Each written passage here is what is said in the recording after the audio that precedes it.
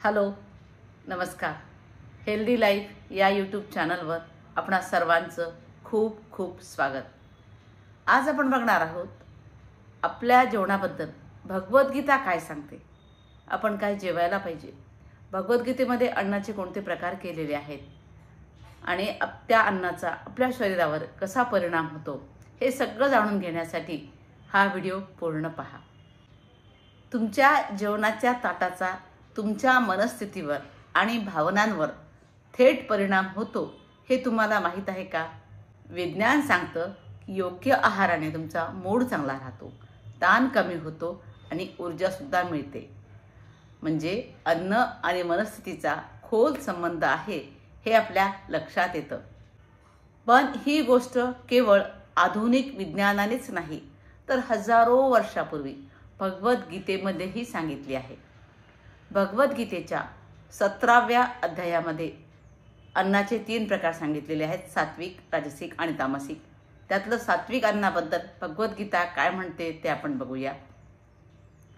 आयुः सत्व बलारोग्य सुख प्रीती विवर्धनः रस्या स्निग्धा स्थिरा हृदया आहारा सात्विक प्रियाः. हा सात्विक अन्नाबद्दलचा श्लोक आहे.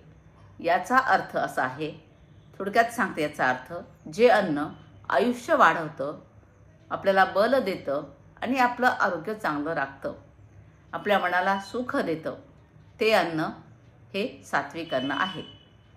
अशा अन्नाचं स्वरूप कसं असतं तर असं अन्न हे रसाळ असतं, स्निग्ध असतं, स्थिर असतं आणि हृदयाला प्रिय असतं. म्हणजे मनाला ते अन्न आवडतं. ते अन्न असतं सात्विक अन्न. म्हणजेच गीतेनुसार जे अन्न आपल्याला आयुष्य ऊर्जा देतं तेच खरं सात्विक अन्न असं सांगितलेलं आहे. आता या सात्विक अन्नाचे फायदे काय आहेत ते बघूया. सात्विक अन्न केवळ शरीरासाठी नाही तर मनासाठी देखील उत्तम असतं. या अन्नामुळे, अशा अन्नाच्या सेवनामुळे आपला मूड सुधारतो, तणाव कमी होतं, पचनक्रिया चांगली राहते, आपल्याला ऊर्जा प्राप्त होते आणि एकाग्रता वाढते. मग एवढे सगळे फायदे जर या सात्विक अन्नाचे आहेत तर मग का नाही आपण सात्विक अन्न सेवन करायचं. आता बघूया मूड चांगला ठेवणारे पदार्थ. अक्रोड, बदाम, काजू हे ड्रायफ्रूट्स आहेत.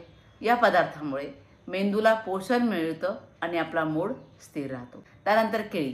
केळीमध्ये व्हिटॅमिन B6 असतं आणि ट्रिप्टोफॅन असतं, जे मूड आणि झोप दोन्ही सुधारतं. त्यानंतर पालक, मोहरी, मेथी, आणखी सगळ्या हिरव्या पालेभाज्या, त्यामध्ये काय फोलेट असतं आणि त्या खनिज असतात आणि ते आपला ताण कमी करतात. त्यानंतर वेगवेगळ्या डाळी, बीन्स आणि फळं हे आपल्या शरीरामध्ये सात्विक गुण वाढवतात. गोडसर नैसर्गिक चवीचे पदार्थ मन प्रसन्न करतात. धान्य आणि डाळी हे प्रथिनांनी आणि लोहांनी समृद्ध असतात आणि आपल्याला त्यापासून जास्त प्रमाणामध्ये ऊर्जा मिळते. यामुळे शरीराला स्थैर्य मिळतं. तर असं सगळं हे अन्न सात्विक आहे. यामध्ये आणखी एका पदार्थाचा समावेश होतो, ते म्हणजे दूध आणि दुग्धजन्य पदार्थ. हे सात्विकतेचं प्रतीक आहे. मग असं सात्विक अन्न जर आपण खाण्यात आलं आपल्या, तर या अन्नाचं 40 दिवसामध्ये मनामध्ये परिवर्तन होतं असं सांगितलेलं आहे. म्हणजे जसं तुम्ही अन्न खाल तसं तुमचं मन बनेल. तुमच्या मनाची प्रवृत्ती सात्विक ठेवायची की राजसिक ठेवायची की तामसिक ठेवायची हे तुमच्या हातात आहे. सध्या आपण जे आरामदायक अन्न खातो, सगळ्यांना आवडतं, त्याचं सत्य काय बघा. अनेक लोकांना आईस्क्रीम, चिप्स, कोल्ड्रिंक्स यासारख्या आरामदायक गोष्टी आवडतात, पावभाजी, पिझ्झा. वास्तविक या पदार्थामुळे आपल्या शरीरामध्ये लगेच डोपामाइन वाढतं, पण काही काळानंतर आपल्याला अपराधीपणा वाटतो, आळस येतो. पोटफुगीचे कारण हे सगळे पदार्थ ठरतात. म्हणून आरामदायक काय आहे तर हर्बल टी, साधा, सात्विक, सौम्य, हलका आहार नुकताच बनवलेला, या पदार्थातून आपल्याला ऊर्जा मिळते. ते आपलं आरोग्य बिघडवत नाहीत. म्हणून असे पदार्थ आपण खाल्ले पाहिजेत. पण फास्ट फूड, जंक फूड आपण टाळलेच पाहिजेत. आता काय टाळावं बघा. राजस आणि तामस अन्न टाळावं. गीतेमध्ये आपण जे आजकाल जास्त प्रमाणात खातो त्याला राजस आणि तामस अन्न असं म्हटलेलं आहे. त्यामध्ये फ्रीजमध्ये साठवलेलं अन्न असेल, pizza, burger, pav bhaji, panipuri, pack food, हे सगळं राजसिक तामसिक अन्न आहे.